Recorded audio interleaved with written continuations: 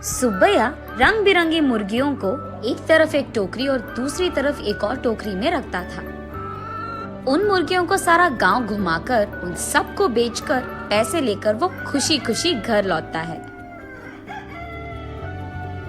सुनो करके उसकी पत्नी सुब्बम्मा को पुकारता है सुब्बैया। हाँ जी, आप आ गए, सारे मुर्गियों को बेच दिया आपने, ऐसे कहती है सुब्बम्मा। अरे हाँ हाँ, दुगने दाम को बेच दिया मैंने, ऐसे खुशी में कहता है सुब्बैया। हाँ हाँ, उस मुर्गी को अंडे देने के लिए 2 महीने इंतजार करना पड़ेगा अब। हाँ, बात तो सही है। उन सब मुर्गियों में से एक गुलाब रंग की मुर्गी को अपने हाथ में लेकर, हाँ, ये मुर्गी तो हर 2 महीनों में एक बार ही अंडे देता है। काश ये साल भर हर महीने ऐसे अंडे देता, हम इससे बहुत ज्यादा पैसे कमा लेते। ये कहकर उस मुर्गी को वही जमीन पे छोड़ देता है सुब्बैया। चलो छोड़ो जी, इसी मुर्गे के वजह से तो हम कुछ तो भी कमा पा रहे हैं, अब उसी से काम चलाना होगा। अब चलो, खाने का वक्त हो गया, खाने आ जाइए आप। उस रात के 12 बजने के बाद सुब्बैया धीरे से नींद में जागकर अपनी आंखें खोलता है। उसके बगल में मौजूद सुब्बम्मा गहरी नींद में थी। इसी को मौका मानकर सुब्बैया धीरे से एक चाकू को लेकर बाहर जाता है। बाहर टोकरी के नीचे मौजूद उस गुलाब रंग की मुर्गी को वो बाहर निकालता है और उस मुर्गी से सुब्बैया ऐसे बात करता है। हर महीना अगर तू अंडा देगी तो तेरा कुछ जाएगा क्या?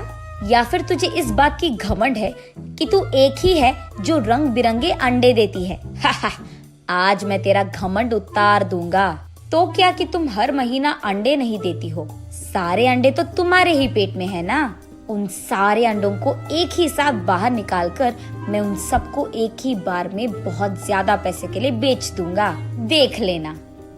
ऐसे कहकर जोर से हंसकर उसके चाकू से उस गुलाब रंग की मुर्गी को मार देता है सुब्बैया। लेकिन उसके पेट में देखने पर उसे एक भी अंडा नजर नहीं आता है। हाय भगवान, ऐसे सोचते ही रहता है कि इतने देर में सुब्बम्मा नींद से जाग उठती है। वहाँ आकर उसके पति के किए को देख, अरे भगवान, ये तूने क्या कर दिया?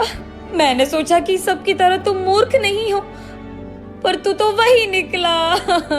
अरे रे, इतनी अच्छी पैसे देने वाली मुर्गी को तूने जान से मार दिया। अरे रे, सोने की बतख की कहानी कभी सुनी नहीं है क्या तुमने? हाय भगवान, ये मेरे पति ने क्या कर दिया? तुझे लालची बनने की क्या जरूरत थी? ऐसे वो रोती रहती है कि इतने में ए सुनो, क्या कर रही है तू? सुब्बम्मा, सुब्बम्मा उठो, क्या हो गया तुझे? सोते हुए इतनी जोर से चिल्ला रही है, पागल हो गई है क्या? नींद से जागकर सुब्बम्मा परेशान होकर अपने पति की ओर देखती है। उसे कुछ नहीं समझ आता है।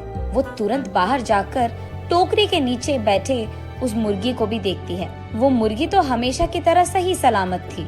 ये देख सुब्बम्मा अंदर आकर, ओह, ये सब सपना था, मैंने तो सच सोच लिया था इसे, ऐसे कहती है सुब्बैया से। क्या सपना, क्या सच की बात कर रही है?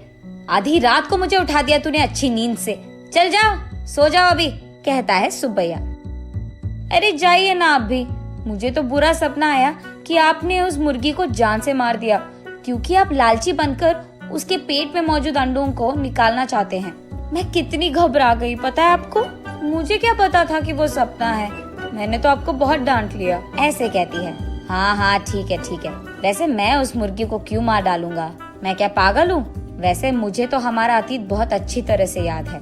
आज अगर हमें चैन की नींद मिल रही है तो वो उस गुलाब रंग की मुर्गी के वजह से ही है, उसको मैं क्यों मार डालूंगा? चलो सो जाओ अभी, तुम और तुम्हारे सपने, ऐसे कहकर सुब्बैया सो जाता है। लेकिन सुब्बम्मा वही बैठकर अतीत में चले जाती है। एक समय में सुब्बम्मा और सुब्बैया दोनों मुर्गियों का व्यापार करते थे। सुब्बम्मा कुछ मुर्गियों को अपने घर के पास ही रखती थी। उनको खाना देना, उनके अंडों को इकट्ठा करना और उन अंडों को अगल बगल वालों में बेच देना, बड़े हुए मुर्गियों को बिकाव के लिए रख देना और उन मुर्गियों को सुब्बैया का इधर उधर जाकर बेच देना, यही होता था। लेकिन मुर्गियां हर रोज नहीं बिकती थी, कभी कभार तो 10-15 दिनों में एक ही मुर्गी बिकता था। इसी कारण सारा गांव घूम घूम कर थक कर घर आता था सुब्बैया। कभी कभार तो उन मुर्गियों को दाना डालने के लिए भी सुब्बैया और सुब्बम्मा के पास पैसे नहीं थे। तब एक दिन सारा दिन घूमकर थके हारे सुब्बैया उसके घर लौटता है। घर आकर वो बरामदे में बैठता है और उसके बगल में सुब्बम्मा खड़ी रहती है। क्या आज भी एक भी मुर्गी नहीं बिकी? वो ऐसे पूछ ही रही थी कि वहाँ एक साधु आता है। माता, खाने के लिए कुछ दे दो, ऐसे पूछता है। थका हुआ सुब्बैया, ए साधु, हमारे पास ही खाने के लिए कुछ नहीं है, अब तुम्हें क्या दे? अगर चाहिए तुम्हें तो हमारे पास बहुत सारे मुर्गियां हैं, एक लेकर जाओ, ऐसे कहता है। तब साधु छोटा सा हंसी एक देकर, मुर्गी का मैं क्या करूँगा बेटा, मैं मांस नहीं खाता हूँ, मेरे पास ही एक मुर्गी है, इसको तुम ही पालो, ये लो।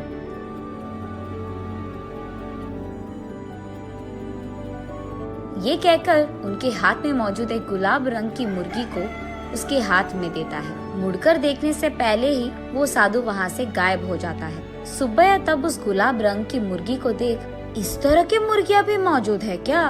अगर इसी रंग के मुर्गियाँ हमारे पास होंगे तो हम उन्हें दुगने दाम में बेच पाएंगे, ऐसे कहता है सुब्बम्मा को देखते हुए। हाँ चलो ठीक है, अब हमें इस प्रकार के मुर्गी कहाँ मिलेगा? वो साधु मांसाहारी नहीं था इसीलिए दिया उसने, वरना इस रंग की मुर्गी हमारे पास कहाँ से आता? ये कहकर उस मुर्गी को वही एक टोकरी में डालकर वहाँ से चले जाते हैं। अगले दिन देखने पर वो मुर्गी अंडे देता है। ये देख वो दोनों उन सारे अंडों को एक जगह इकट्ठा करके रखते हैं। कुछ दिन बाद उन अंडों से बाहर आए मुर्गियों को देख सुब्बम्मा आश्चर्यचकित हो जाती है। अरे सुनो, इधर आइए आप, सुनते हो? अरे कहाँ हो आप? इधर आइए जल्दी। ऐसे वो अपने पति को पुकारती रहती है। अरे क्या हो गया? ऐसे चिल्ला रही है जैसे कोई मर गया, क्या हो गया? उसके ऐसे कहने पर सुब्बम्मा उसे रंग बिरंगी अंडों को दिखाकर ऐसे कहती है, अरे देखिए ना, उस साधु ने जो मुर्गी हमको दिया है उसके अंडों से रंग बिरंगी मुर्गियाँ आई है। ये कहकर सुब्बम्मा उन मुर्गियों को सुब्बैया को दिखाती है। चलो अच्छा ही हुआ, भगवान की कृपा हो या साधु की, हमारे लिए तो ये भला ही है। चलो हमारी मुश्किलें तो खत्म हो गई। आज ही मैं इन सारे मुर्गियों को बाजार में दुगने दाम पर बेचकर उन पैसों के साथ घर लौटूंगा। सुब्बैया जो रंग बिरंगे मुर्गियों को लाता है वहाँ के गांव वाले कभी नहीं देखे थे। इसी कारण गांव वाले सारे बहुत उत्साह से हमें चाहिए तो हमें चाहिए ऐसे एक दूसरे में बहस करते हुए सुब्बैया के पास जाते हैं।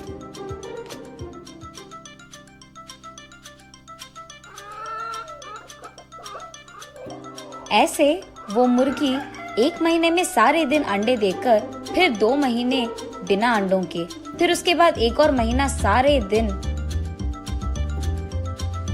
अंडे देते हुए रहती थी। अब उन्हीं महीनों में सुब्बैया भी अंडों को जमा करके उन्हें बाजार में बेचता था। ऐसे ही कुछ ही दिनों में पति पत्नी दोनों कमाए हुए पैसों के कारण चैन की नींद सोने लगते हैं।